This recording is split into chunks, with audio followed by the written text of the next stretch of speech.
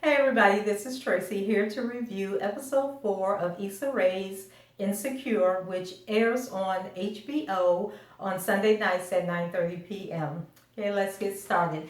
So this week's episode started out with Lawrence and he's out for a morning run, so it's good to see him out of the house. He must be feeling better about his life. So I was watching episode 3 again and I realized that when Issa and Lawrence were sitting on the floor at the end of that episode, that he actually told her that he had found a job and that he was going to be working at a department store. So when Lawrence comes in from his morning run, he passes by that sofa. Remember, they took the sofa outside, and so the sofa is still sitting by the curb. And when he gets inside the house, I don't know if he had like some wristbands or what it was, but he took something and he threw it in the direction that the couch normally would be. But instead, they had one of those old, I don't even know if they still make them or not, but they were these old lawn chairs and Chaz lounges, and they were made out of plastic, and it would be like rows of plastic and they would be interwoven in between each other. So it was one of those, and when whatever the item was that he threw hit the chair,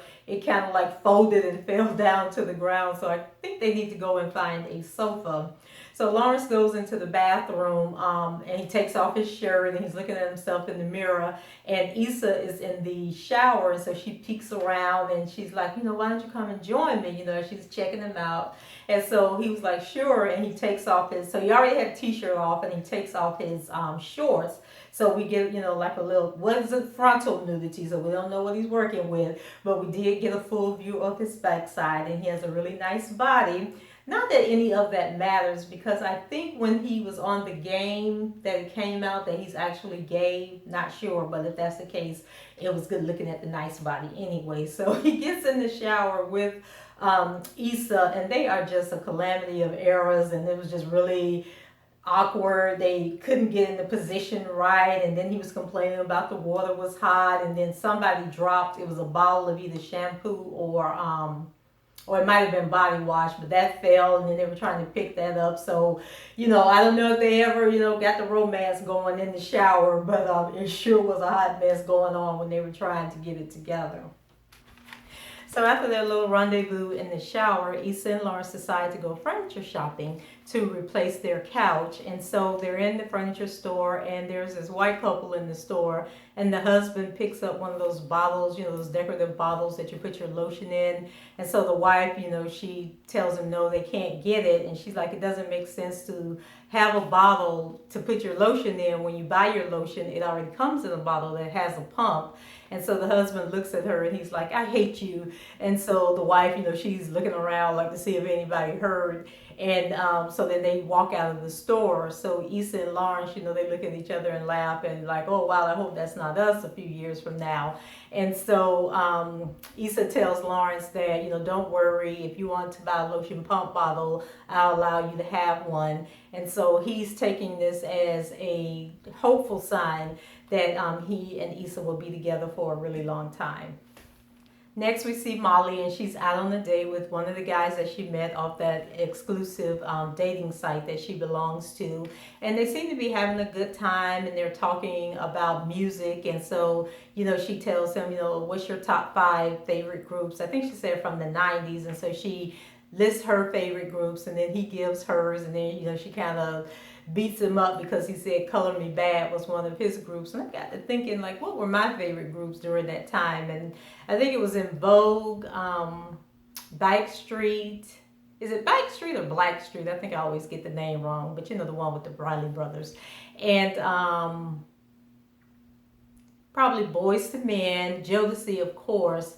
And I don't know, I can't think back that far. But anyway, it's not important. As they continue on with their date, Molly, mentions that he didn't call her when he got in the night before. And I'm thinking, oh boy, here she goes. So, the guy's like, oh, well, I was tired, so I just crashed and went to bed. So then she wouldn't let it go, and she made a couple of more references about how, it's just nice to know that you got in okay, and, just the little things make a difference. And you could tell by the look on the guy's face that he, although he was feeling her and happy that they had made it to their third date, he obviously has an issue with women who want to keep tabs on where he is and want him to check in every night. So I think we may have seen the last of, I think his name was Michael. I think we may have seen the last of Michael.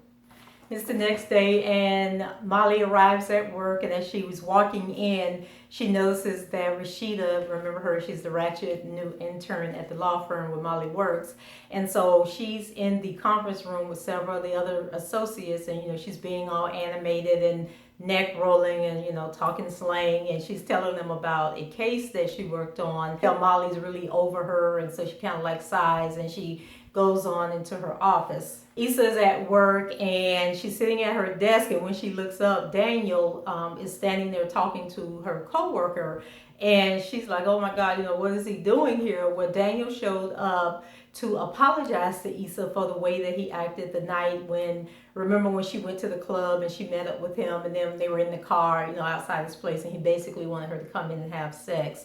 So he realized that, that was a buster move and wasn't a good look. And so he's apologizing. And then we also learned that he had actually been calling and texting Issa, and she wasn't responding to him, and that was why he showed up at her job, which either way wasn't cool, because now you're looking kind of crazy. So he, they have like an awkward exchange in the lobby, and then he finally decides to leave. And I think he said he was going across the street to have empanadas or something. Probably was like keyword for, if you still want me, come on across the street and let's have lunch and talk about this. So then we show Molly running into the conference room, and she's on the phone with Issa, and Issa, telling her about Daniel came to the job, and Molly was thinking like me, like, girl, that's a stalker move. And so Issa, she's all excited and giddy, like a schoolgirl, that Daniel still wants her. And on the other end, Molly's like, didn't you just tell me that you and Lawrence had some good sex? And, what are you doing? What about Lawrence? And she just doesn't want, I haven't figured out what it is with Molly. Is it that she likes Lawrence and doesn't want Issa cheating on Lawrence? Or is it that she knows that that Lawrence really isn't a good match for Issa, and that Daniel might be her happily ever after, and so she wants to, maybe the jealousy is setting in. Can't figure it out. I keep flip-flopping from episode to episode, because one minute she's like all down for Issa and what she's doing, and then the next episode, she's being, righteous and holier than thou and wants Issa to be faithful to Lawrence and only Lawrence. So before they hang up, Issa reminds Molly, that she's supposed to be coming for a career day, and Molly has totally forgotten that she was supposed to be coming to the school for a career day. And then Issa's like, I hate black people. They can be so trifling or something like that. And it's so true. You think people have your back, and then when you go to follow up with them, they're like, oh, I forgot, or I changed my mind, or got to take my mama to the doctor. There's always excuses. When Molly returns to her office, the co-worker Diane is in there. Remember, Diane's the one that's engaged to the black guy, Jamal. And so, Diane wants to hear about Michael, and Molly lets her know that, Michael is no more, that, she didn't understand why he went on 3 dates with her if he really wasn't feeling her. So there's a disconnect there with Molly, because she is so desperate to have a man. Like, she doesn't understand that it's dating for a reason. It's so you can get to know the person and decide if you want to be in a relationship, not because you went on a date, you're in a relationship. So she really has a lot to learn. So while her and Diane are sitting there talking, one of the partners in the firm comes in, and so she looks at Diane and she says, oh, somebody wants to talk to you about such and such case. And Diane's like, well, I'm not working on that case. And then the partner is like, well, maybe you need to go tell him that you're not working on that case. Like, code word, get your ass up and get out of here, because I need to talk to Molly in private. So Diane, she gets up and leaves, and Molly's like, oh God, what did I do? So the partner in the firm, which means like, one of the higher ups, one of the owners, comes to Molly because she doesn't like Rashida and her ghetto ways. And so she wants Molly to go and talk to Rashida, about toning it down and being a little more professional. Now, if you all recall, Molly has already tried to do that, and Rashida didn't take very kindly to that. So Molly kind of feels like she's stuck between a rock and a hard place, because how do you tell your boss that you're not going to talk to the intern on her behalf? So we finally get to see where Lawrence works at. He is a rep at the Best Buy store. He pulls into the parking lot, driving his late model Jaguar, and he gets out of the car and he puts his polo shirt on, and then we see him in the store and he's helping a customer, and he seems really good and knowledgeable about what he's doing. So after the customer walks away, the store manager comes up and basically tells Lawrence that they're shorthanded in the appliance department, and so he needs him to go over there and fill in. And Lawrence is like, oh no, I was hired, because computers is my specialty. And the guy's like, well, those washers and dryers have a lot of computer components to it, so I'm sure you'll do quite well. And plus, you're a very smart guy, so I think you will be able to handle it. So that kind of, was a damper on Lawrence's day, because he had already lowered his standards to go work at Best Buy, and now they're telling him, you're not going to be working on computers. You got to go over here and work with the washers and dryers. But that store manager had a point, because have you guys seen those new Samsung and the is it Samsung or is it LE?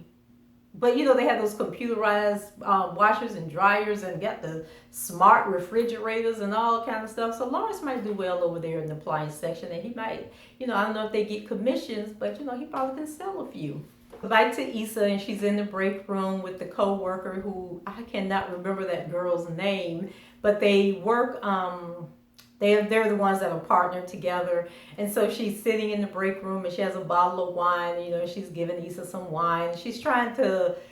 At first, I thought she was trying to build a friendship with Issa, and so they're chit chatting and talking, and she pulls out her cell phone and she has a text message that a guy, he was a painter. At first I thought it was a house painter, but then I thought about it as I was preparing for the review that it wasn't a house painter, that it was actually a painter, like people that paint murals and artwork and stuff. So I don't know what I was thinking about. But anyway, this guy can't make it, and so she's saying that the co-worker who was supposed to get the guy for them, she's always messing up.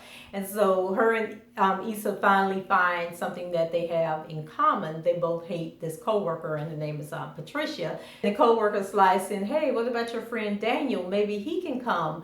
And then I get to thinking, you know what, this probably was a setup all along. She wasn't trying to be Issa's friend. She was trying to fill that spot that she needed for a career day. And so Issa's kind of reluctant, but then she decides, I need to let my guard down and be more open and friendly. And so she contacts Daniel to see if he can make it, and he does ultimately agree to come and do career day. Back to Molly, and she's out on another date with one of the guys from this dating service that she's using, and guess who he is? It is none other than the classic man. You know what I'm talking about, the guy that sings I'm a classic man, him, Jadina, the light-skinned guy with the red straight hair. But anyway, that's who is playing an attorney that works at another firm. And so they seem to be really hitting it off and getting along really well. And Molly, she relaxes a bit and she tells him, about the whole Rashida incident.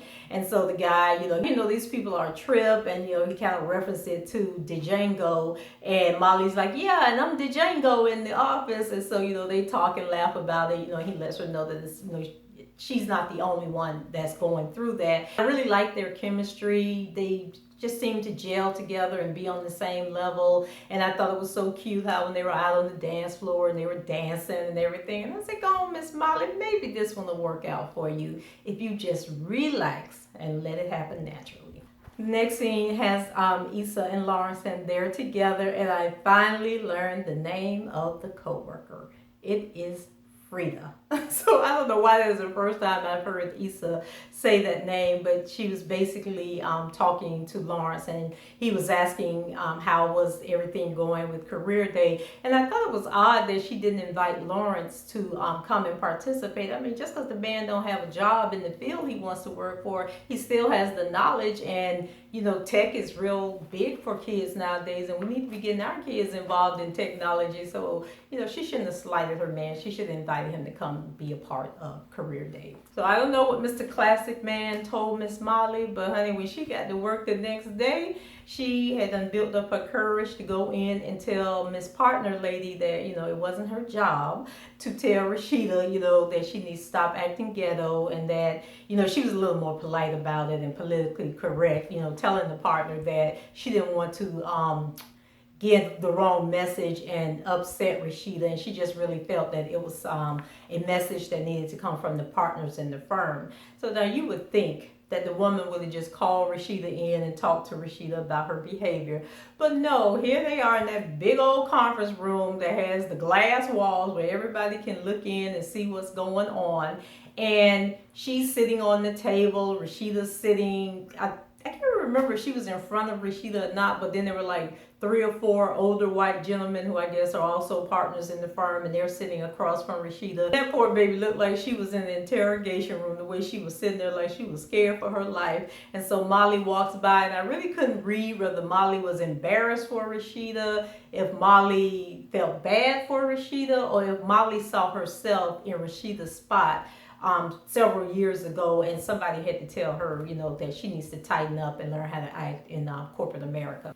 Then the scene goes to Lawrence, and he's having lunch in like a mall courtyard. And I was trying to figure that out because normally at Best Buys are usually standalone stores. And actually, when he came to work that first day, it was a standalone store. So I don't know how he ended up in the mall. So while he's sitting in the courtyard eating, here comes Miss Bank Teller. And I'm thinking again, so is there a bank in the mall, or y'all just, is the mall nearby and this is where everybody in the area go to lunch or whatever? But they end up in the mall together, and she invites herself to sit down. And so she's a little ratchet too, she got some little hood in her too, but it relaxes Lawrence, and it seems like he has more chemistry with this girl than he does with Issa, because when he's with Issa, he just always seems uptight, and I don't know, they just don't mesh together for me. But with this girl, he's just really relaxed, and he's more talkative, and he's laughing, and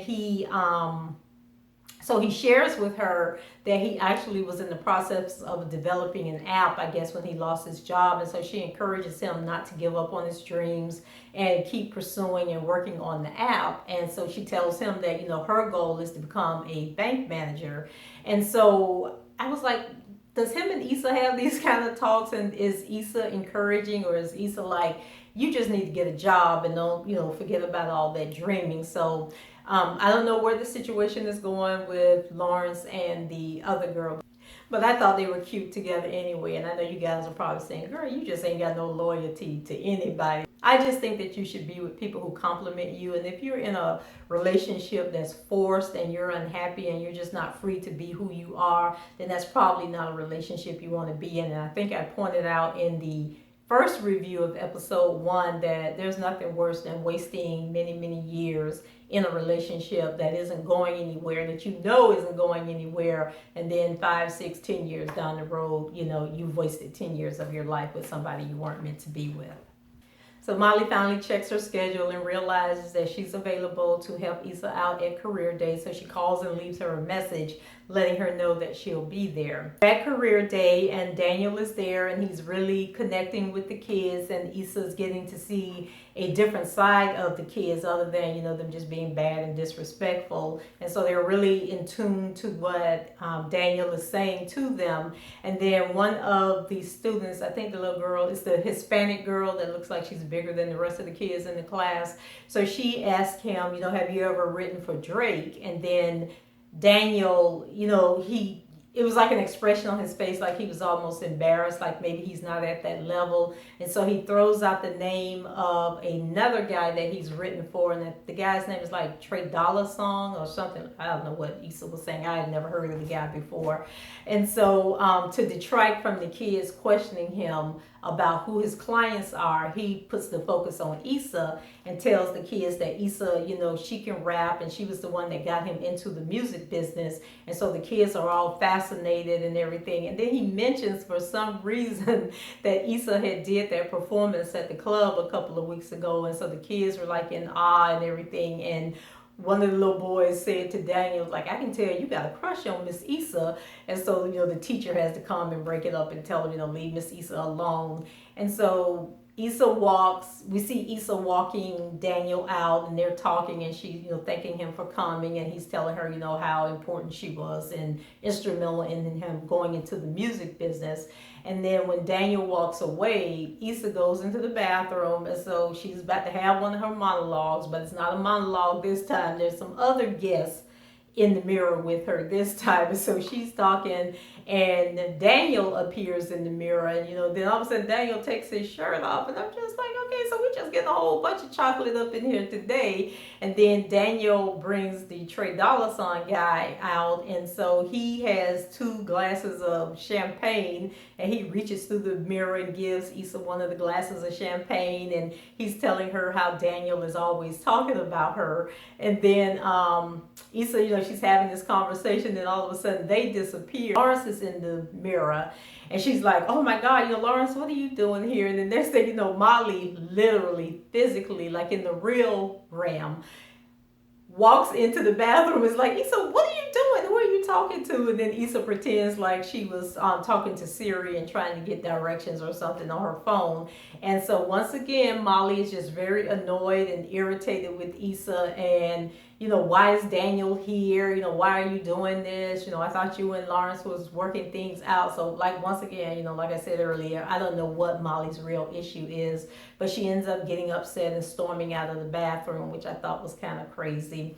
So the last scene of the show, we have Issa, and she's out in the walkway, and a group of the kids come by, and they're all gathered around the smartphone, and she realizes that they have found the video of her performing the Bad Pussy song at the club. So the kids walk past her and don't even notice her there, and they're picking up the lyrics to the song, and so they're now saying the verse about bad pussy or something like that, however the song went.